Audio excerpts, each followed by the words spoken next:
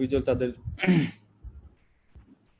যে এলিলগুলো আছে capital B small B capital B small B, এখান থেকে যে পানেট স্কোয়ার থেকে যে ফরমেশনটা হবে এর মধ্যে আছে যে capital B capital B capital B small B capital B small B and small B. এবং এখানে জেনোটাইপিক রেশিওটা হবে 3:1, 1:2:1, আর ফিনোটাইপিক রেশিওটা হবে হলো 3:1। দ্যাট মিনস তিনটা পিঙ্ক হচ্ছে, একটা হোয়াইট হচ্ছে। ঠিক আছে, ল অফ সেগ্রিগেশন বা ফার্স্ট ল যেটা আছে এটা নিয়ে কারো কোনো কনফিউশন আছে কিনা বা কারো বুঝতে কোনো সমস্যা হচ্ছে কিনা আমি শুনতে চাচ্ছি। যারা একটু কথা বলবে আনমিউট করে একটু প্লিজ, তারপরে আমি নেক্সটটাতে যাব। এটাতে কারো কোনো সমস্যা আছে কিনা? যদি সমস্যা না থাকে তাহলে নেক্সট আমি যাব ল অফ সেগ্রিগেশন। এখানে উদাহরণ দিয়ে বলছিলাম যে আসলে কিভাবে হচ্ছে এটা, জেনোটাইপিক রেশিও ফিনোটাইপিক রেশিও কিভাবে হচ্ছে। এরপরে আসছে ল অফ ইন্ডিপেন্ডেন্ট অ্যাসর্টমেন্ট। এখানে বলতেছে genes for different traits can segregate independently during the formation of gametes. আমরা উদাহরণ দিয়েছিলাম এইরকম যে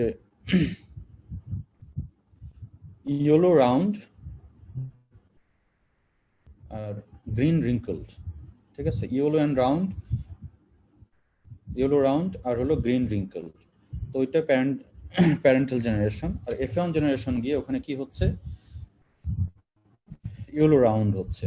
যখন আমরা F2 জেনারেশনে যাচ্ছি, আবার যখন হেড ক্রস করছি, তাদের গ্যামেটগুলো এইভাবে ফর্ম করতেছে এক একটা ক্যারেক্টারের জন্য। একটা হলো কালার আর একটা হলো শেপ। সিডের কালার হলো ইয়েলো, শেপ হলো রাউন্ড। সিডের কালার হলো গ্রিন, শেপ হলো রিঙ্কলড। ঠিক আছে, এখানে আমরা দেখলাম যে তাদের ফিনোটাইপিক রেশিও আসছে 9:3:3:1। 9টা আসতেছে হলো ইয়েলো রাউন্ড, 3টা আসতেছে গ্রিন রাউন্ড, 3টা আসতেছে ইয়েলো রিঙ্কল, আর একটা আসতেছে গ্রিন রিঙ্কল। আর জেনোটাইপিক রেশিও আমরা বলছিলাম যে 1:2:1, 2:4:2, 1:2:1। ঠিক আছে, এখানে কারো কোনো কোশ্চেন আছে? যদি কারো কোনো কোশ্চেন না থাকে আমি নেক্সটটাতে চলে যাব। 1 মিনিট সময় দিলাম, যে কারো যদি কোনো কোশ্চেন থাকে তাহলে বলতে পারে, যদি বুঝতে সমস্যা হয়ে থাকে আবার দরকার আমি একটু এক্সপ্লেইন করব। স্যার, হ্যাঁ প্লিজ। স্যার একটা বৈশিষ্ট্যের ক্ষেত্রে কি ল অফ ইন্ডিপেন্ডেন্ট অ্যাসার্টমেন্ট কাজ করবে না? অবশ্যই, তাই তো করতেছে। ও না, একটার ক্ষেত্রে না, এখানে যেমন হ্যাঁ, যেমন এখানে ইয়েলো এবং রাউন্ড হ্যাঁ। দুটো, একটা শেপ আর একটা হচ্ছে কালার। আমরা যদি শুধুমাত্র কালার দিয়ে করি বা শেপ দিয়ে করি, সেক্ষেত্রে কি এই সূত্র কাজ করবে? না, ল অফ ইন্ডিপেন্ডেন্ট অ্যাসর্টমেন্টের থিমটাই হলো যে কেউ কাউকে ইন্টারফেয়ার করে কিনা। তো তুমি কার সাথে কম্পেয়ার করবে? অবশ্যই আরেকটা ক্যারেক্টার লাগবে। ঠিক আছে, যখন আমরা একটা ক্যারেক্টার দিয়ে করতেছি ওটা তো নর্মাল প্রসিডিউর মেইনটেইন করছেই। ঠিক আছে, সেগ্রিগেট করছেই। এই যে যেমন এখানে একটা ক্যারেক্টার দিয়ে আমরা করছি যে শুধুমাত্র কালার দিয়ে, কালারটাতে তারা সেগ্রিগেট নরমালি করতেছে। কিন্তু যখন ল অফ ইন্ডিপেন্ডেন্ট অ্যাসর্টমেন্ট যেটা আছে, যে আসলে যখন আমরা দুইটা ক্যারেক্টার চিন্তা করব বা অনেকগুলো ক্যারেক্টারও যদি চিন্তা করি যে আসলে কেউ কাউকে ইন্টারফেয়ার করে কিনা, ঠিক আছে, কেউ কাউকে ইন্টারফেয়ার করে কিনা, এটার হলো থিমটা হলো ল অফ ইন্ডিপেন্ডেন্ট অ্যাসর্টমেন্ট। এবং এই জন্য বলতেছে যে তারা ইন্ডিভিজুয়ালি তারা সেগ্রিগেট করতেছে, কেউ কাউকে কোনোভাবে বদার করতেছে না। তুমি একটাতে গেলে ল অফ ইন্ডিপেন্ডেন্ট তুমি এক্সপ্লেন করতে পারবো না, কারণ একটাতে যখন যাচ্ছ তখন তো একটা ক্যারেক্টার নিয়ে সে তার ক্যারেক্টার শো করতেছে। কিন্তু দেখার বিষয় হলো যখন আমরা দুইটা ক্যারেক্টার চিন্তা করতেছি তখন আসলে মানে এটা মানে থিমটা আসলো কেন, যে আমরা দেখতেছি যে প্রথমে যখন সে অ্যানালাইসিস করলো যে কালারটা, তারপরে আবার মনে করো সাইজ। তো আসলে যখন দেখতেছে যে সাইজ এবং কালার, ঠিক আছে, দুইটাই কোনোভাবে একটাকে আরেকটাকে বদার করতেছে না, তখন সে কনক্লুড করলো যে না, আসলে ইন্ডিভিজুয়াল একটা ক্যারেক্টার দিয়ে যখন দেখলো যে না তারা বিভিন্ন কালার শো করতেছে, যে তিনটা হয়তো পিঙ্ক কালার আসলো, একটা হলো হোয়াইট কালার আসলো, তখন সে চিন্তা করলো যে দেখি একটা ক্যারেক্টার অন্য ক্যারেক্টারটাকে ইনফ্লুয়েন্স করে কিনা। কেন তখন তো আসলে এইভাবে জেনেটিক্সটাকে ওইভাবে তো এস্টাবলিশ ওইভাবে ছিল না। সে বিভিন্ন ধরনের মানে একদম মাল্টিটিউড প্র্যাকটিস করে দেখছে যে আসলে কি অবস্থা হয়। যখন সে দেখলো আবার যে দুইটা ক্যারেক্টার দিয়ে দেখতেছে যে না, কালারটা কোনোভাবেই ওখানে শেপটাকে ইনফ্লুয়েন্স করে না, ইন্ডিপেন্ডেন্টলি তারা সেগ্রিগেট করতেছে। একটা কালার দিয়ে তুমি ইন্ডিপেন্ডেন্ট অ্যাসর্টমেন্টটাকে কোনোভাবে এক্সপ্লেন করতে পারবে না। তুমি একটা কালার দিয়ে হলে ল অফ ইন্ডিপেন্ডেন্ট, যখন তুমি একটার সাথে আরেকটাকে কম্পেয়ার করবা বা একটা আরেকটাকে ইনফ্লুয়েন্স করে কিনা, তখন তোমার আসবে ল অফ ইন্ডিপেন্ডেন্ট অ্যাসর্টমেন্টটা। বোঝা গেছে? জি স্যার। আর কারো কোনো কোশ্চেন? আর কারোর যদি কোনো কোশ্চেন না থাকে তাহলে আমি নেক্সট যাব। Sir please. আমরা মেন্ডেলিয়ান লোতে স্যার হোমোজাইগাস প্যারেন্ট হিসাবে কেন নিচ্ছি স্যার? এখানে হেটারোজাইগাস নিলে কি সমস্যা হয়তো? কোনটাতে? ল অফ ইন্ডিপেন্ডেন্টে? না স্যার, মেন্ডেলিয়ান লোতে আমরা প্যারেন্ট হিসাবে হোমোজাইগাস নিচ্ছি, কিন্তু এখানে আমরা হেটারোজাইগাস কোনো প্যারেন্ট নিতে পারি কিনা? এই যে এখানে দেখো, যখন F1 যখন তোমার প্যারেন্ট জেনারেশন, ঠিক আছে, প্যারেন্ট জেনারেশনে এটা তো আসলে ক্রস দেখাচ্ছে। তুমি F2 জেনারেশনে গিয়ে দেখো, F1 জেনারেশনে কিন্তু সবগুলো হেটারোজাইগাস। F2 জেনারেশনে গিয়ে যখন ওটা ক্রস, মানে F1 জেনারেশনটার সাথে F1 জেনারেশন হেটারোজাইগাস কিন্তু ক্রস করেই কিন্তু দেখাচ্ছে F2 জেনারেশন, ঠিক আছে। প্যারেন্ট জেনারেশন হোমোজাইগাস আমরা ধরতেছি, কিন্তু যখন আমরা F1 জেনারেশন আসলো তখন তো হেট আসবে। আবার যদি তুমি এটাকেই যদি আবার প্যারেন্ট কল্পনা করো, ঠিক আছে, এটা জাস্ট একটা ক্রস দেখাচ্ছে। তুমি প্যারেন্ট যদি কল্পনা করো যে তুমি হেড নিবা, হেড তো এখানে হচ্ছে, এই যে প্যারেন্ট হচ্ছে F1 জেনারেশনের প্যারেন্টের সাথে F2 কি বলে F1 জেনারেশনের প্যারেন্ট মেল ফিমেলের সাথে ক্রস করে পরে F2 জেনারেশনটা আসছে, ঠিক আছে।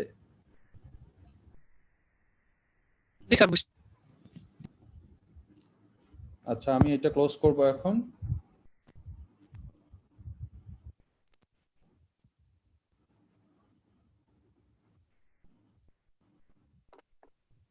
স্যার হ্যাঁ প্লিজ।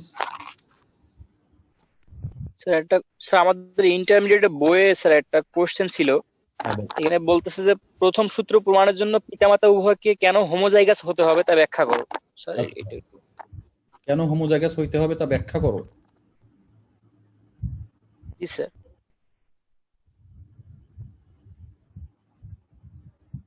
আচ্ছা দাঁড়াও,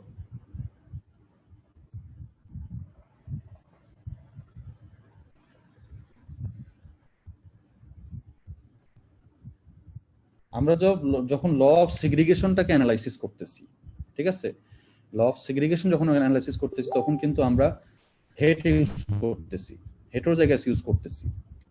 কিন্তু ওখানে কোশ্চেনটা আসলে যে কেন আমরা প্যারেন্ট জেনারেশনে হোমোজাইগাস ইউজ করতেছি, এটাই তো কোশ্চেন নাকি? Yes sir. এখানে বলছে যে হোমোজাইগাস হতে হবে কেন তা ব্যাখ্যা করতে হবে।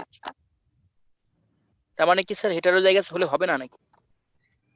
না, প্যারেন্ট জেনারেশনে হেটারোজাইগাস হইলে হবে না এরকম না, কিন্তু যখন আমরা নিয়ে আসতেছি, কারণ আমরা যখন জানি যে আমরা যে কোনো একটা জিনের ক্ষেত্রে একটা ডমিন্যান্ট হিসেবে থাকবে, একটা রিসেসিভ হিসেবে থাকবে, আমরা জানি না কোনটা ডমিন্যান্ট কোনটা রিসেসিভ।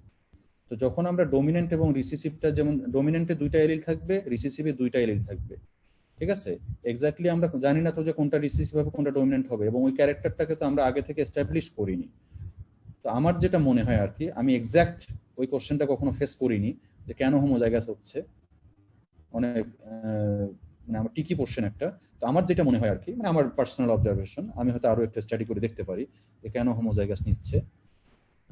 আমি বেটার একটু দেখি তো যে এরকম কোনো কোশ্চেন আছে কিনা, কারণ আমার নিজেরও জানা দরকার। স্যার হোমোজাইগাস আনলে তো 3:1 আসবে না ফেনোটাইপিক রেশিওটা। তো সৃজনশীল প্রশ্নের মধ্যে দিচ্ছে স্যার বোধহয়। হোয়াই ওই যে ক্রিয়েটিভ মানে কোন লতে পড়তেছে ওটা ব্যাখ্যা করতে বলতেছে। Why parent generation is homozygous in Mendel's law?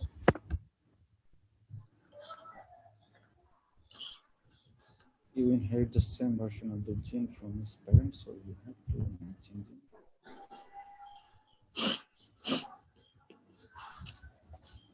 আচ্ছা, এখানে একটা, the prose begins with the parental generation. One parent is homozygous for one allele and the other parent is homozygous for the other allele. The offspring make up the first filial generation. Every member of the F1 generation is heterozygous. এখানে একটা বলতেছে the prose begins with the parental generation. One parent is homozygous for one allele and other parent is homozygous for the other allele.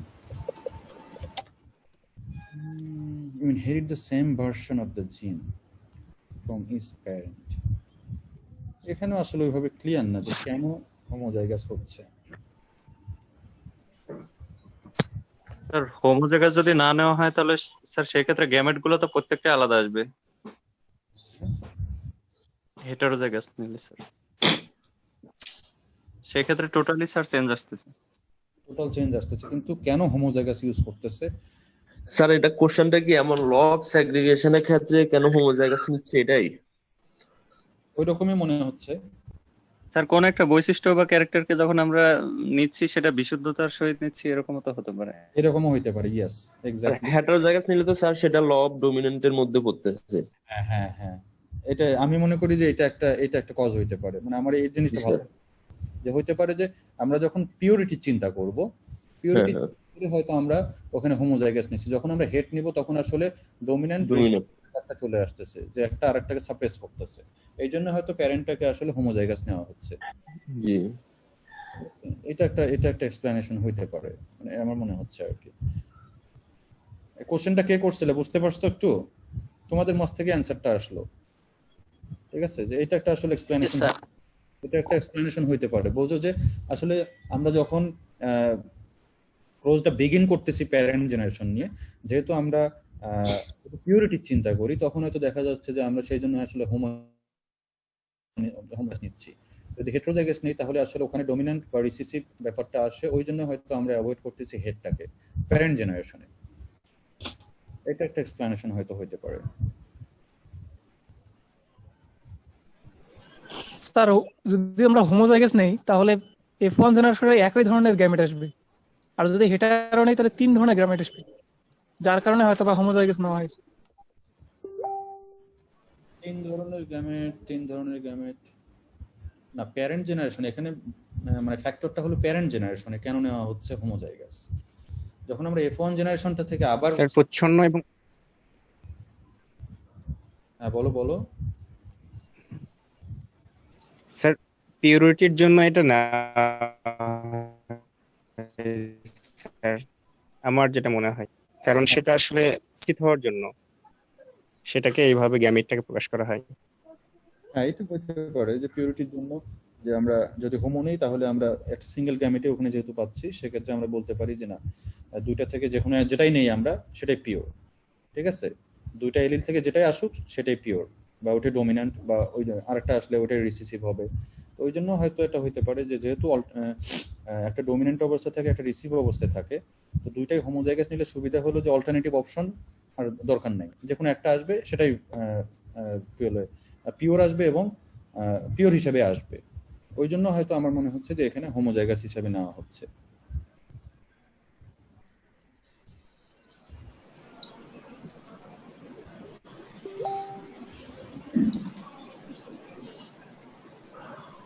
তারপরে আমি আরেকটু দেখব যে question করছে, আমি মানে থ্যাঙ্কস আসলে কোশ্চেনটা রেজ করার জন্য।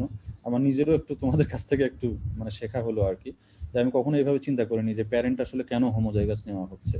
এটা আসলে এক্স্যাক্টলি আমার মনে হয় যেটা, যে আসলে তোমরাই যেটা বললা যে আসলে এটা পিউরিটির জন্য হইতে পারে। আমারও মনে হচ্ছে যে আসলে ব্যাপারটা এইরকমই, যে পিউরিটির জন্য হয়তো জিনিসটা আসতে পারে। কারণ আমরা যদি হেটেরো নিতাম তাহলে অল্টারনেটিভ চলে আসতো, যে গ্যামেটগুলো ডিফারেন্ট টাইপের হতো, আলাদা আলাদা গ্যামেট হতো, এবং পরবর্তীতে ওটার জেনোটাইপ হতো বিভিন্নভাবে এক্সপ্রেস করতো, যেটা F1 F2 জেনারেশনে গিয়ে আমরা পাচ্ছি। আচ্ছা, তারপরে আমি আরেকটু সার্চ করে দেখবো, যদি অল্টারনেটিভ কোনো অ্যান্সার থাকে আমি কনভে করবো, অসুবিধা নেই।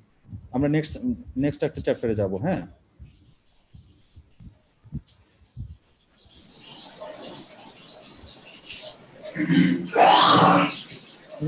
মিউট করে নাও।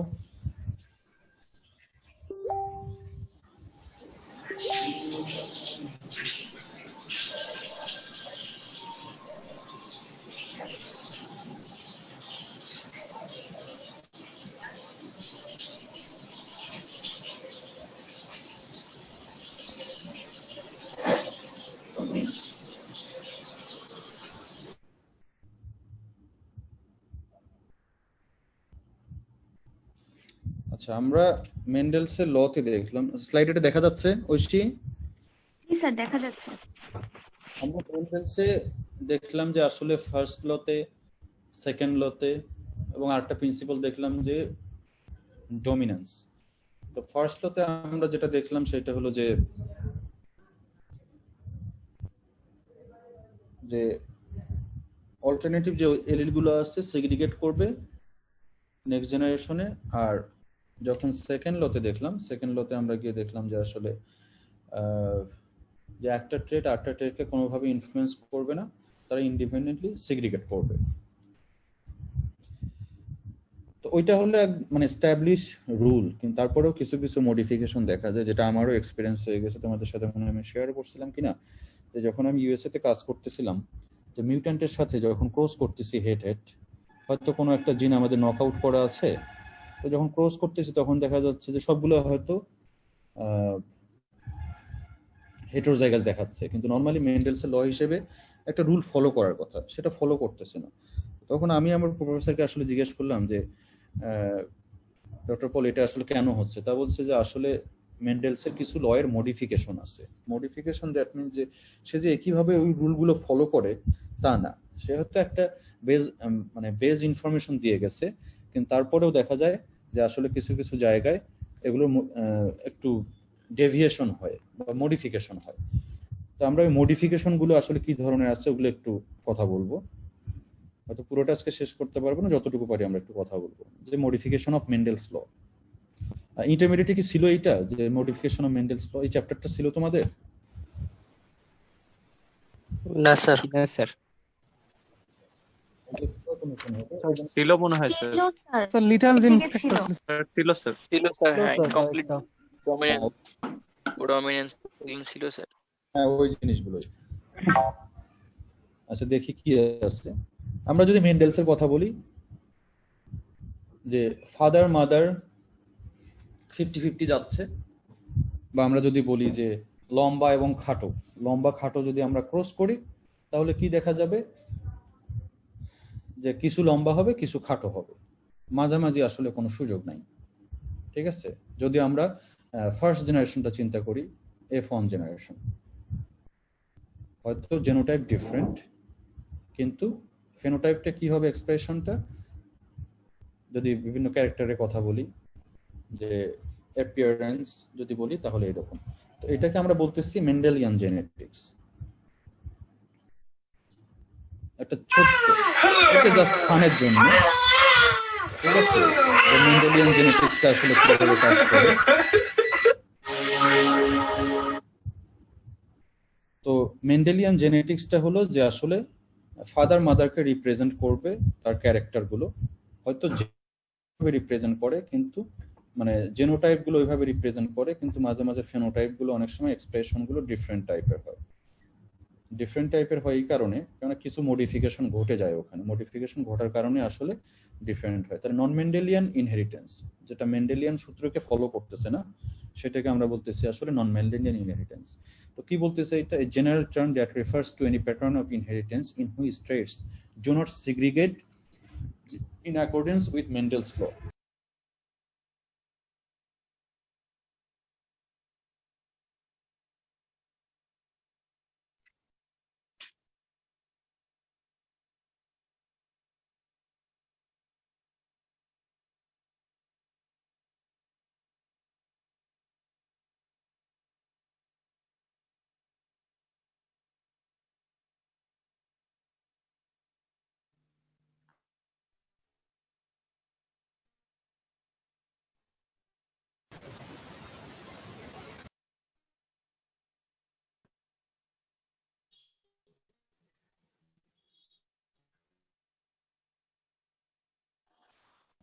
স্যার, দাঁড়াও,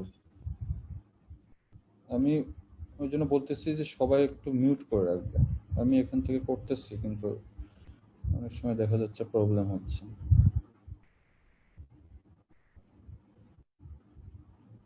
শুধু যে কথা বলবে ওই সময় আনমিউট করে নিবা তোমরা।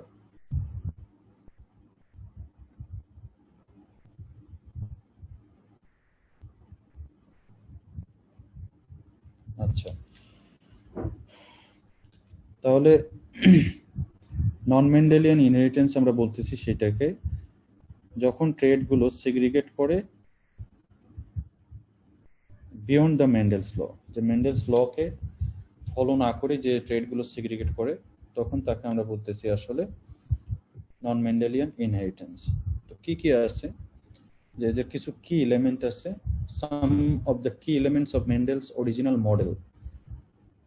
অরিজিনাল যে মডেলটা আছে ওইটার যে কি এলিমেন্টগুলো আছে ওগুলো একটু আমরা বলবো। সেটা হলো যে heritable traits are determined by heritable factors, যেটা আমরা এখন জিন হিসাবে জানি, এবং genes come with pairs that is are present in two copies in an organism. যে পেয়ার ফর্মে থাকে কেন, একটা ডমিনেন্ট ফর্মে থাকবে হয়তো একটা রিসিসিভ ফর্মে থাকবে, এলিলগুলো আর কি। আচ্ছা, এরপরে আসতেছে genes come in different versions called alleles when organism has two different alleles of a gene, one dominant another recessive। ঠিক আছে, যখন পেয়ার ফর্মে থাকবে তখন অবশ্যই যে দুইটা এলিল থাকবে, একটা ডমিনেন্ট অবস্থা থাকবে, একটা রিসিসিভ অবস্থায় থাকবে। যখন নেক্সট গিয়ে এক্সপ্রেস করবে নেক্সট জেনারেশনে গিয়ে, তখন আসলে ওটা ডিটারমাইন্ড হবে যে এটা ডমিনেন্ট অবস্থায়, ডমিনেন্ট যদি হয় তাহলে ওটা ডমিনেন্ট হিসেবে যে ক্যারেক্টার শো করতেছে বা ফেনোটাইপ শো করে ওইটাই করবে, আর যদি রিসিসিভ হয় তাহলে রিসিসিভ হিসেবে শো করবে। এটাই ছিল আসলে কি এলিমেন্টস হিসেবে যে মেন্ডেলস ল। তারপরে during gamete production each egg or a sperm cell receives just one of the two gene copies present in the organism and the copy allocated to each gamete is random, যেটা law of segregation. এরপরে আসতেছে genes for different traits are inherited independently of one another, that is law of independent assortment. Key element যদি বলি যে মেন্ডেলসের যে original ল আছে ওটা কি element. Now we know some exceptions, extensions and variation which must be added to the model in order to fully explain the inheritance pattern। এখন যেটা বলতেছে যে এগুলো যে কি এলিমেন্টগুলো আছে এর বাইরেও কিছু এক্সেপশন, কিছু এক্সটেনশন এবং কিছু ভেরিয়েশন আছে যেগুলোকে আসলে অ্যাড করা উচিত মেন্ডেলসের লর সাথে ফুললি এক্সপ্লেইন করার জন্য যে ইনহেরিটেন্স প্যাটার্নটা কি রকম হবে। আচ্ছা, তাহলে কি ধরনের ভেরিয়েশন আছে? ভেরিয়েশন ইনভলভিং সিঙ্গল জিনস, যখন ভেরিয়েশনটা শুধুমাত্র একটা জিনের ক্ষেত্রে ঘটে সেই রকম কিছু উদাহরণ যদি বলি, some of the variations on Mendel's rules involve single genes. This includes যেমন multiple alleles. Mendel studied just 2 alleles of his genes, but real population often have multiple alleles of a given gene. আমরা কি বলি যে কোনো একটা জিনের জন্য জিনের দুইটা এলিল থাকবে, অল্টারনেটিভ এলিল থাকবে, কিন্তু অনেক সময় দেখা যায় যে একটা সিঙ্গেল জিনের মধ্যেই মাল্টিপল এলিল যখন থাকে তখন দেখা যাচ্ছে 3টাও থাকতে পারে। আমরা পরবর্তী উদাহরণে আসবো। ওটাকে বলা হচ্ছে আসলে ক্যারেক্টারটাকে বলা হচ্ছে মাল্টিপল এলিল, বা যে মডিফিকেশনটা সেটাকে বলা হচ্ছে, ফিচারটাকে বলা হচ্ছে মাল্টিপল এলিলস, যে দুইটার জায়গায় 3টাও থাকতে পারে বা তারও বেশি থাকতে পারে। আচ্ছা, এরপরে আছে ইনকমপ্লিট ডমিনেন্স। একটু খেয়াল করে, হ্যাঁ আমি বাংলা আবার এক্সপ্লেন করব। 2 alleles may produce an intermediate phenotype when both are present rather than one fully determining the phenotype। আমরা নর্মালি কি বলতেছি যে আমরা যখন ক্রস করতেছি লম্বা এবং খাটো, হয় লম্বা হবে অথবা খাটো হবে, কেননা আমরা জানি যে কোনো একটা আরেকটাকে মাস্ক করবে, অথবা একটার এক্সপ্রেশনটাকে, মানে একটা হলো যে মাস্ক হয়ে যাবে, মানে একটা ডমিনেন্ট হবে আর একটা রিসিসিভ, সেই ডমিনেন্টটার কারণে সাপ্রেস হয়ে যাবে। কিন্তু অনেক সময় দেখা যায় যে ইনকমপ্লিট ডমিনেন্সের কারণে একটা ইন্টারমিডিয়েট একটা ফেনোটাইপ তৈরি হবে, যেটা হয়তো দেখা যাবে যে দুইটাকে মানে এক্সপ্লেইন করতেছে। যদি ইনকমপ্লিট তাহলে হলো একটা ইন্টারমিডিয়েট ফেনোটাইপ তৈরি হবে যখন দুইটাই প্রেজেন্ট থাকবে, মানে কম্পেয়ার টু যে expressing one dominant one or recessive one. ঠিক আছে, যে যদি ডমিনেন্ট হয় ওই জিন, ওই ক্যারেক্টারটার জন্য ওই জিনটা বা ওই এলিলটা, তাহলে ডমিনেন্ট হলে যেটা ডমিনেন্ট শো করার কথা সেটা শো করবে, কিন্তু যদি রিসিসিভ হয় রিসিসিভটা শো করার কথা। কিন্তু ইনকমপ্লিট ডমিনেন্সের ক্ষেত্রে একটা ইন্টারমিডিয়েট ফেনোটাইপ তৈরি হবে। এরপরে আছে কোডমিনেন্স। 2 alleles may be simultaneously expressed when both are present rather than one fully determining the phenotype। একটু কাছাকাছি, ইন্টারমিডিয়েট এবং কোডমিনেন্স একটু কাছাকাছি। তারপরে pleiotropy, some genes affect many different characteristics not just a single character. ঠিক আছে, যে কোনো একটা জিন আমরা নর্মালি জানি কি যে কোনো একটা ক্যারেক্টারের জন্য একটা নির্দিষ্ট জিন যায়, কিন্তু প্লিওট্রপির ক্ষেত্রে এই ফিচারটার ক্ষেত্রে দেখা যায় যে এইটা শুধুমাত্র একটা ক্যারেক্টারকে না, হয়তো মেনি ডিফারেন্ট ক্যারেক্টারকে এফেক্ট করতেছে। মানে মেন্ডেলসের যে নর্মাল থিওরি বলে যে না, একটা আরেকটাকে কোনোভাবে এফেক্ট করতে পারবে না, যেটা আমরা ল অফ ইন্ডিপেন্ডেন্ট অ্যাসর্টমেন্টে বলতেছি। কিন্তু পিলিওট্রপি একটা ফিচার আছে যেখানে বলা হচ্ছে যে না, সে শুধু একটাকে না, অন্যটাকে সে ইনফ্লুয়েন্স করতে পারে, অন্যটাকে এফেক্ট করতে পারে। তারপর lethal allele, some genes have alleles that prevent survival when homozygous or heterozygous. তারপরে sex linkage, genes carried one sex chromosome such as X chromosome of humans show different inheritance patterns than goes on autosomal chromosome. Sex লিঙ্কেজের ক্ষেত্রে দেখা যায় যে x ক্রোমোজোমটা হয়তো different feature show করতেছে, যেটা একটু ডিটেলস এখানে করা যায় কিনা। আচ্ছা, ওটা গেল, এগুলো গেল হলো সিঙ্গেল জিনের ক্ষেত্রে। আর মাল্টিপলের ক্ষেত্রেও আছে যে মাল্টিপল জিন যখন এফেক্ট করে, মাল্টিপল জিন যখন ক্রস করে, মানে মাল্টিপল জিন যখন ইনফ্লুয়েন্স করে, ওখানেও কিছু ভেরিয়েশন আছে, যেমন কমপ্লিমেন্টারি জিনস। ইপিস্টেসিসটা আমি যেহেতু ডিটেলস করব, তারপরে ওটা করব। তারপরে ইপিস্টেসিস আছে, তোমরা অলরেডি এই টার্মটা হয়তো জানো। ইপিস্টেসিস কি ধারণা আছে কারো? ইপিস্টেসিস এটা তোমাদের পড়া থাকার কথা। এটা হলো যে the alleles of one gene may mask or conceal the alleles of another gene. যখন একটা জিনের অ্যালিল অন্য একটা জিনের অ্যালিলটাকে ইনফ্লুয়েন্স করে, এক হইতে পারে যে মাস্ক মানে যে তাকে সাপ্রেস করতে পারে বা তার অ্যাক্টিভিটি বন্ধ করে দিতে পারে, তখন তাকে আমরা বলি আসলে এপিস্টেসিস। আচ্ছা, একটু ডিটেলসে যাই। ইনকমপ্লিটে শুরু করি আমরা। ইনকমপ্লিটে কি বলতেছে? A form of intermediate inheritance in which one allele for a specific trait is not completely dominant over the other allele. আমরা নর্মালি জানি যে অল্টারনেটিভ যে অ্যালিলগুলো আছে, একটা আরেকটার উপরে হয় ডমিন্যান্ট হবে বা রিসিসিভ হবে, দুইটা ফর্ম আছে। ডমিন্যান্টটা স্বাভাবিকভাবে রিসিসিভটাকে সাপ্রেস করবে, কিন্তু ইনকমপ্লিট ডমিন্যান্সের ক্ষেত্রে কমপ্লিটলি আসলে ডমিন্যান্ট হবে না। This result in a third phenotype in which the observe characteristics are a mixture of the dominant and recessive phenotype. তাহলে ইনকমপ্লিট ডমিন্যান্সের ক্ষেত্রে আমরা বলতেছি যে lack of dominance. Lack of dominance কি? যে একটা আরেকটার উপরে একদম ফুললি ডমিন্যান্ট হওয়ার কথা, কিন্তু না হয়ে একটা ইন্টারমিডিয়েট অবস্থায় থাকতেছে এবং একটা থার্ড ফেনোটাইপ শো করতেছে, যেখানে হয়তো যে ডমিন্যান্ট এবং রিসিসিভ দুটো ফেনোটাইপে শো করতেছে। এখানে মনে হয় কিছু উদাহরণ আছে। আমরা যদি একটা উদাহরণ বলি, hair type inheritance, curly hair type. Curly hair type, that means capital C is dominant to a straight hair type. That means small c. An individual who is heterozygous for this trait will have wavy hair. That means capital C and small c. যখন heterozygous হবে, তাহলে ওটা explain করতেছে কিভাবে? The dominant curly characteristics is not fully expressed over the straight characteristics, producing immediate characteristics of wavy hair. আচ্ছা, এখানে হলো incomplete dominance. এই যে কার্লি যে হেয়ার আছে, আমরা বলতেছি কি যে কার্লি হেয়ারটা হলো ডমিন্যান্ট, আর স্ট্রেট হেয়ার এটা হলো রিসিসিভ। তো যখন আমরা নর্মালি যদি ডমিন্যান্ট হয়, ডমিন্যান্টটা শো করলে কিন্তু কার্লি হেয়ার হওয়ার কথা, কিন্তু দেখা যাচ্ছে যে আসলে একটা ইন্টারমিডিয়েট শো করতেছে। যেমন এই যে রিসিসিভ হলো স্ট্রেট, ডমিন্যান্ট হলো কার্লি, ইন্টারমিডিয়েটে গিয়ে একটা wavy hair, not curly not straight. এটা মানে যেহেতু ডমিন্যান্টটা ওইভাবে মানে কার্লি হেয়ারটা স্ট্রেট হেয়ারটাকে সাপ্রেস করতে পারেনি। নর্মালি জেনারেল রুল সাপ্রেস করার কথা, কিন্তু সাপ্রেস না করার কারণে বা ডমিন্যান্ট না হওয়ার কারণে একটা ইন্টারমিডিয়েট ক্যারেক্টার শো করতেছে, সেটা হলো wavy hair.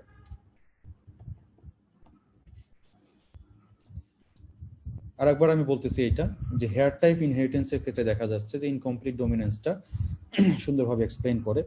Curly hair type যেটা আছে, এটা হলো dominant over straight hair. That means straight হেয়ারটা হলো এখানে রিসিসিভ, কার্লি হেয়ারটা হবে হলো ডমিন্যান্ট। যখন ক্রস করা হচ্ছে তখন আসলে হওয়ার কথা স্বাভাবিকভাবে কার্লি হেয়ার, যেহেতু এটা ডমিন্যান্ট, কিন্তু এটা হয়ে যাচ্ছে আসলে ওয়েভি হেয়ার। যে হেটেরোজাইগাস যখন ফর্ম করতেছে তখন ওয়েভি হেয়ার হয়ে যাচ্ছে, কেননা এখানে যেহেতু ডমিনেন্সের অভাব আছে, ইনকমপ্লিট ডমিনেন্সের কারণে এটা আসলে ওয়েভি হেয়ার হচ্ছে। এই জিনিসটা কারো বুঝতে সমস্যা আছে? ইনকমপ্লিট ডমিনেন্স কারো যদি সমস্যা থাকে আমি আরেকবার বলবো আর কি। কারো যদি সমস্যা থাকে একটু আনমিউট করে একটু কথা বলো প্লিজ। বোঝা যাচ্ছে জিনিসগুলো? জি স্যার। জি আচ্ছা, স্যার, বোঝা যাচ্ছে। ইনকমপ্লিট ডমিনেন্স সিম্পলি হলো যে নর্মালি আমাদের রুল হওয়ার কথা কি যে ডমিন্যান্টটা রিসিসিভটাকে সাপ্রেস করবে। এখানে আমরা যে উদাহরণ দিচ্ছি একটা হেয়ার স্টাইলের বা হেয়ার প্যাটার্নের, সেখানে হলো কার্লি হেয়ার, স্ট্রেট হেয়ার। তো কার্লি হেয়ারটা যখন ডমিন্যান্ট, রিসিসিভ হলো স্ট্রেট হেয়ার, তখন স্বাভাবিকভাবে আসলে কার্লি হেয়ারটা আসার কথা, কিন্তু না হয়ে সে যেহেতু ইনকমপ্লিট ডমিনেন্স মানে ল্যাক অফ ডমিনেন্সের কারণে একটা ইন্টারমিডিয়েট ফেনোটাইপ শো করছে, সেটা হলো ওয়েভি হেয়ার। ওকে, এখানে প্লান্টের ক্ষেত্রে একটু উদাহরণ দিচ্ছে। হোয়াইটটা হলো স্মল আর, রেড হলো ক্যাপিটাল আর। এটা হলো প্যারেন্টাল জেনারেশন। F1 জেনারেশনে কি হচ্ছে? F1 জেনারেশনে গিয়ে the allele for red flowers is incompletely dominant over the allele for white flowers. In this case, the genotypic ratio would be 1:2:1, কিন্তু and the phenotypic ratio would be 1:2:1 for red, pink and white. এখানে red এবং হোয়াইটের সাথে আর একটা নতুন একটা colour তৈরি হলো, যেটা আসলে টোটালি ডিফারেন্ট তাদের সাথে। আচ্ছা, এরপরে আছে কোডোমিনেন্স। কোডোমিনেন্সটা কি বলতেছে? A variation on incomplete dominance is codominance, where a cross between organisms with two different phenotypes produces offspring with a third phenotype in which both of the parental traits are simultaneously expressed in the heterozygous. তাহলে আমরা দেখলাম যে incomplete ডমিনেন্সের ক্ষেত্রে একটা কি বলে intermediate একটা phenotype show করতেছে, কিন্তু কোডোমিনেন্সের ক্ষেত্রে একটা থার্ড ফেনোটাইপ শো করবে, যেখানে দেখা যাবে যে দুইটাই থাকবে। উদাহরণটা দেখি।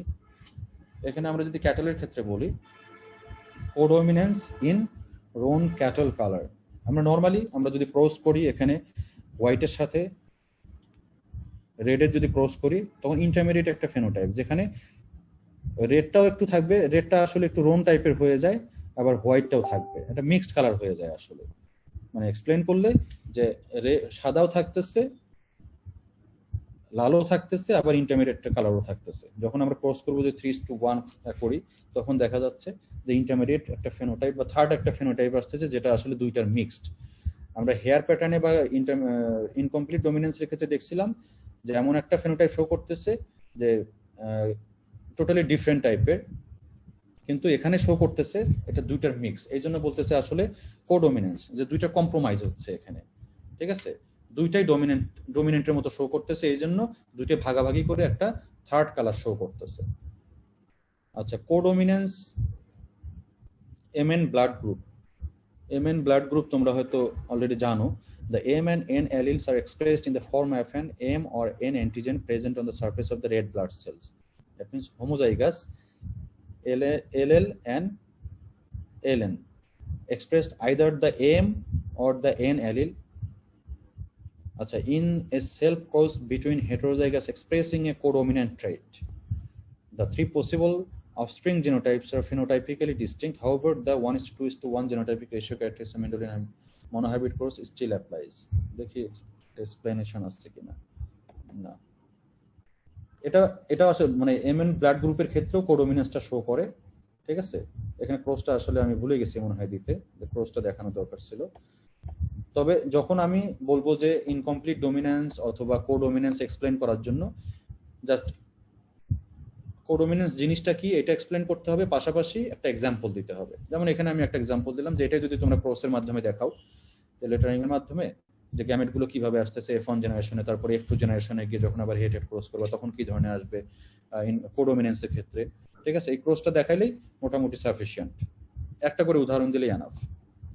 স্যার ক্রসটা সেম অ্যাজ ইনকমপ্লিট ডমিনেন্সের মতো হবে না? হ্যাঁ, ক্রসটা স্যার এখানে মোটামুটি একটা মেইন একটা ডিফারেন্স থাকবে না, যেটা হচ্ছে যে একটা টোটালি ডিফারেন্ট একটা ফেনোটাইপ শো করতেছে, আর একটা হচ্ছে দুইটার মিক্সড একটা হ্যাঁ phenotype অবশ্যই। show আমি করতেছে। আমি ক্রসটা দিতে আসলে ভুল করছি, এখানে কোডোমিনেন্সে ক্রসটা দিলে সুবিধা হতো এক্সপ্লেইন করতে, ঠিক আছে?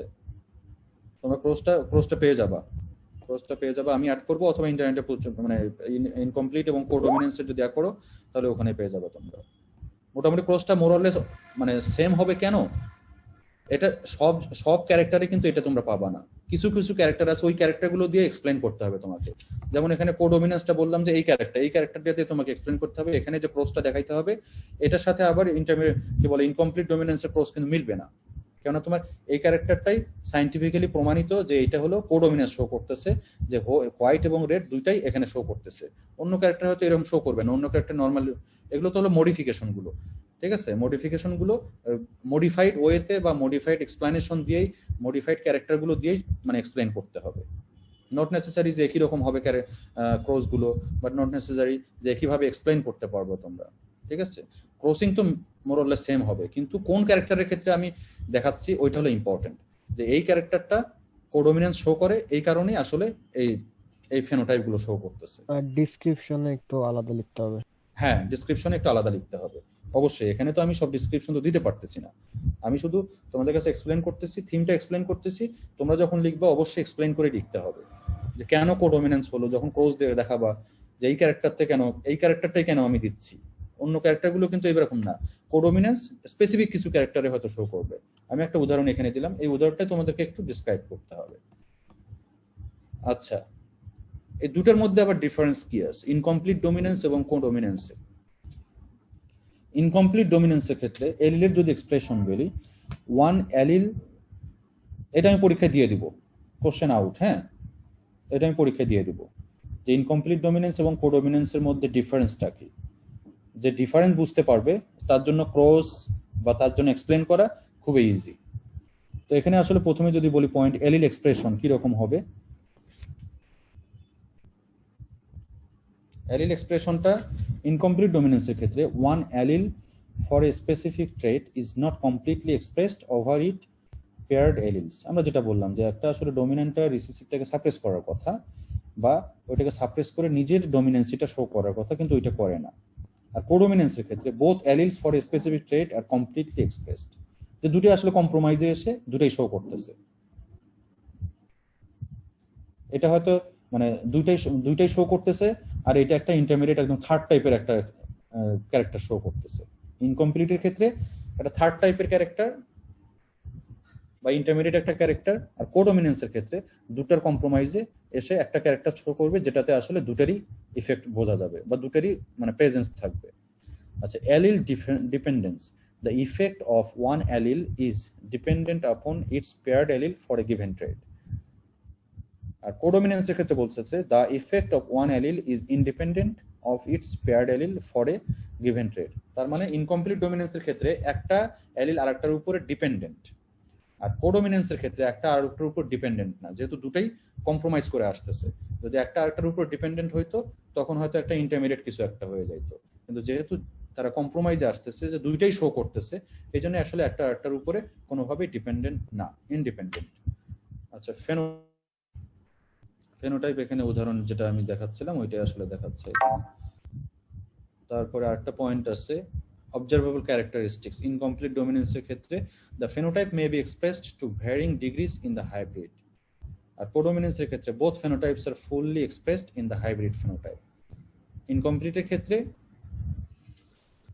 যে তারা হাইব্রিডটাতে একটু ডিফারেন্ট ভাবে উপস্থাপিত হবে, আর কোডোমিনেন্সের ক্ষেত্রে যে দুইটা দিয়ে আমরা ক্রস করলাম ওইটাই একটা কম্প্রোমাইজ হিসেবে হাইব্রিডে আসবে, যেখানে দুটাই ফুললি এক্সপ্রেস করবে।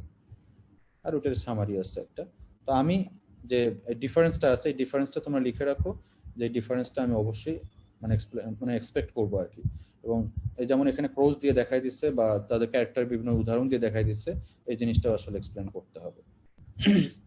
আচ্ছা, আরেকটা আমরা বলছিলাম যে মাল্টিপল অ্যালিলস। আচ্ছা, এটা জিনিসটা কি? আমরা বলতেছিলাম যে কোনো একটা জিনের জন্য, যে কোনো একটা জিনে দুইটা অ্যালিল থাকে, দুইটা অ্যালিলের অল্টারনেটিভ ফরমেশন থাকে, একটা হলো ডমিনেন্ট একটা থাকবে, একটা রিসিসিভার থাকবে।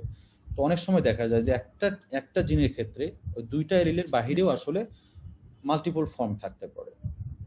আচ্ছা, অ্যালিলস আর অল্টারনেটিভ ফর্মস অফ এ জিন and they are responsible for differences in phenotypic expression of a given trait. যেমন ব্রাউন আইজ ভার্সেস গ্রিন আইজ। ব্রাউন আইজ যদি আমরা বলি যে ডমিনেন্ট, হয়তো গ্রিন আইজ হয়তো রিসিসিভ হবে, কিন্তু একটা আরেকটার উপরে কোন ফর্মে গিয়ে এক্সপ্রেস করবে, যে রিসিসিভ হবে এক্সপ্রেস করবে নাকি ডমিনেন্ট ইউজ করবে ওইটা ডিফারেন্ট, কিন্তু আমরা বলতেছি যে অ্যালিলস আর অল্টারনেটিভ ফর্মস অফ এ জিন। দ্যাট মিনস যে কোনো একটা জিনের ক্ষেত্রে আমরা জানি যে দুইটা অ্যালিল থাকে, একটা ডমিনেন্ট অবস্থা থাকবে, একটা রিসেসিভ অবস্থা থাকবে। A gene for which at least two alleles exist is said to be polymorphic. আচ্ছা, a gene for which at least two alleles exist is said to be polymorphic. Polymorphic, acha.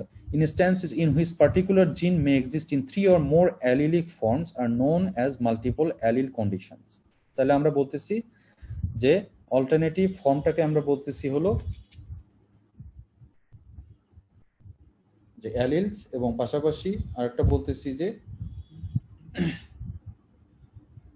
যখন alternative ফর্মের বাহিরেও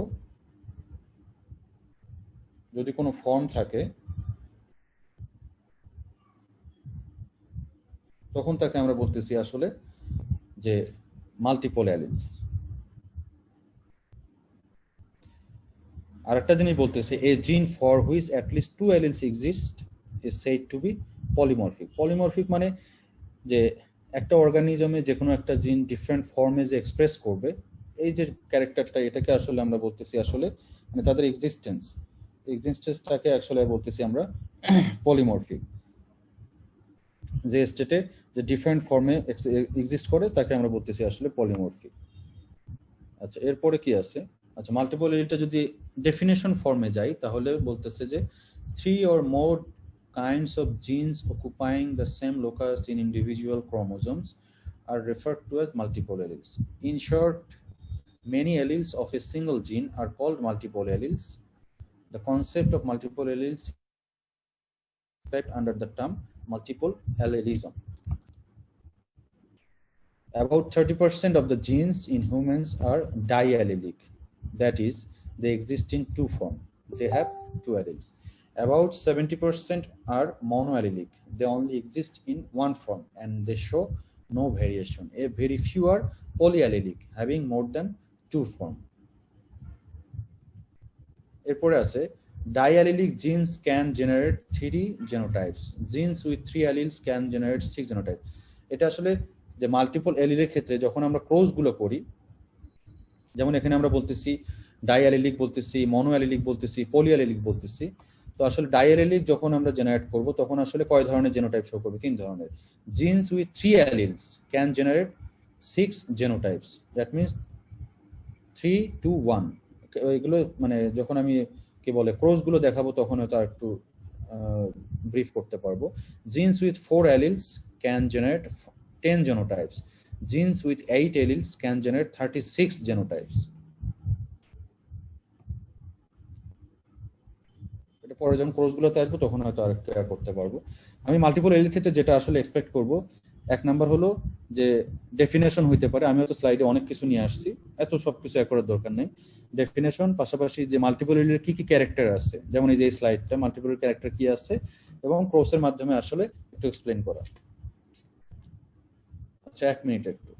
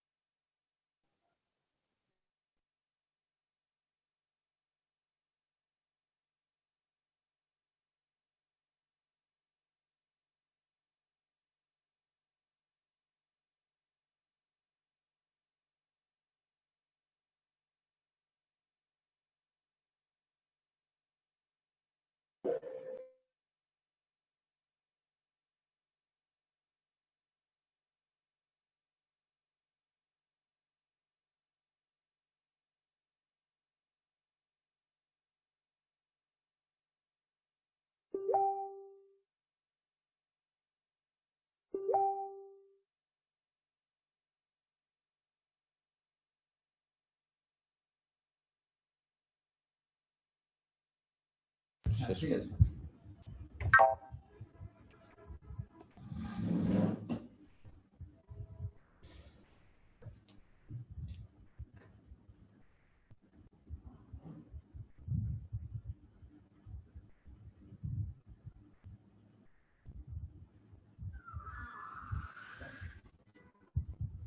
অথবা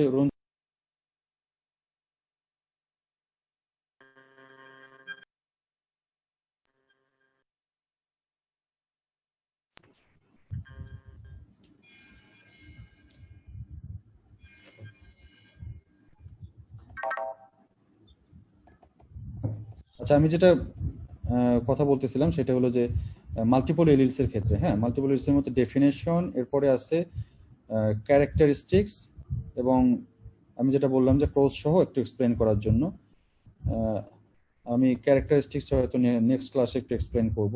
আমি ঐশী, জি sir. গত দিনের স্লাইডটা ওই যে যেটা আমি তোমাকে ফাইলটা দিলাম ওইটা সবার কাছে কি গেছে? জি স্যার, আমি সবাইকে দিয়ে দিয়েছি সেদিন। আচ্ছা ঠিক আছে। আর এটা আমি ওই যে মেন্ডেলসের যে ল আছে ওইটা হয়তো আজকে করব, ঠিক আছে, করে আমি পিপিটিটা পাঠিয়ে দেব। আর আজকে আমি এখনই আসলে শেষ করব, একটু আর্লি শেষ করব, ঠিক আছে। আচ্ছা স্যার। এটা নিয়ে যদি আরো কারো কোনো কোশ্চেন থাকে আমি সামনে ক্লাসে গিয়ে তখন মানে প্রথম 5-10 মিনিট একটু রিভিউ করে তারপর আমরা ডিসকাশনে যাব, ঠিক আছে। স্যার একটু রিভিউ করতে হবে, আসলে অনেক জিনিস প্রবলেম আছে তো ওই জন্য। আচ্ছা ঠিক আছে, সামনে যখন আমরা কথা বলবো তখন একটু রিভিউ করে নেব। Okay sir.